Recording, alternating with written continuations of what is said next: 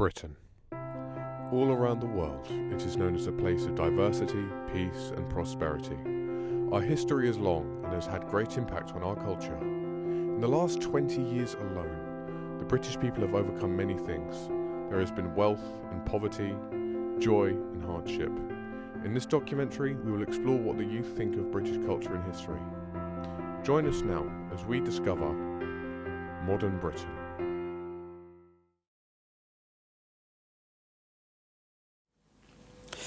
Do you think Mrs. Parker Bowles was a factor in the breakdown of your marriage? Well, there were three of us in this marriage, so it Diana, was a bit crowded. Wales, has in fact been killed. She was in the that People's car Princess. accident.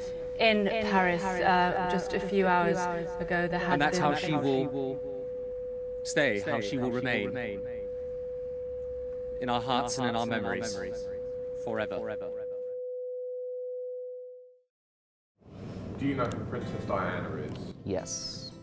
What did you think of her? I think she had a good impact on Britain. Do you think her death brought people together? No, not really, no. Well, mainly because she was part of the royal family and that really split them up. And I mean, it didn't really split them up, but like there was a lot of hostility from the British people and it just kind of made everything unsettled and uncivil. She was quite open about things that the royal family didn't necessarily agree with. I think you can still see it today, so yeah. Do you think her death brought people together? I think it kind of divided people. There's just some people that question the legitimacy of what the common story of her death is. It was a document that was signed by Ireland and Britain to stop the fighting. I don't know the specifics, but it brought the British and the Irish people together and there was no longer civil unrest. Although Blair brought peace during the early days of his career as Prime Minister, he would eventually be remembered as the man who took Britain into what many believe was a needless war.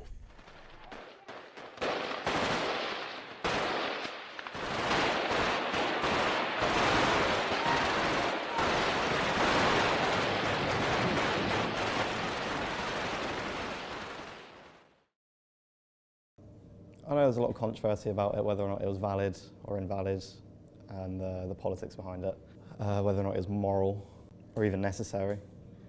I know that a lot of soldiers are deployed from all around the world to go there to stop like terrorists or to act as counter-terrorism forces, I guess, to try lower the numbers of terrorists. People need to feel safe. And if you don't feel safe where you stay, then I feel like your government is not doing enough. And I feel like by them going there, they're obviously doing enough to keep us safe. They're still human at the end of the day. Every life is equal. But if they are a threat to where you stay, then obviously you're the priority.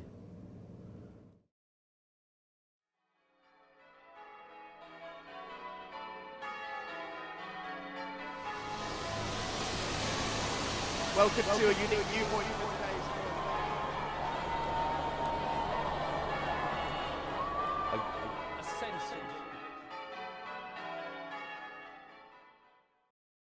Some people believe that the royal family is just there to take people's taxes and people's money, and some people believe that they are like the number one people who they look up to.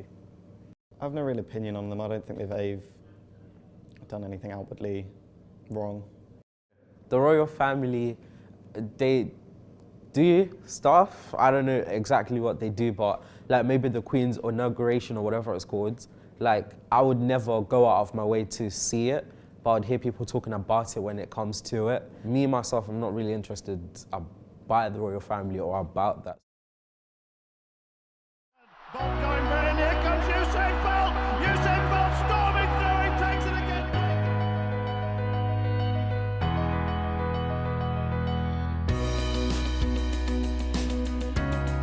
They did a lot of things that other Olympic events hadn't done. You could tell that people were actually enjoying themselves because they put together a lot of different cultures and representations of those. But I mean, I don't remember exactly what they did, but I know like they did do some performances and stuff like that, and it was really good. Obviously it was big for the country, it was quite unifying, I think. It got a lot of people in good spirit. I enjoyed it, yeah. I think the Olympics, it does take like a lot of tourists and a lot of people coming into the country to watch the Olympics and to come to watch like their own country to participate. What do you think of Brexit? Now, in terms of looking at it economically, I guess it makes sense.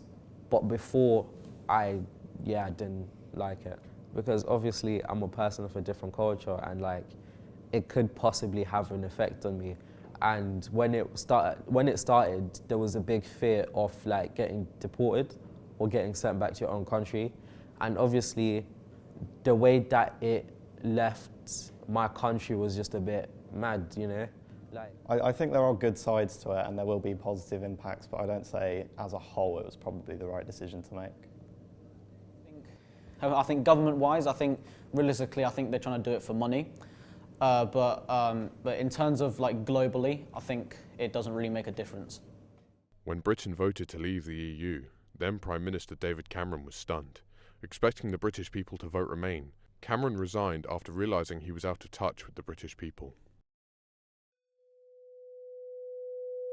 We reduce the number of people needing hospital treatment at any one time, so we can protect the NHS's ability to cope and save more lives. And that's why we've been asking people to stay at home during this pandemic.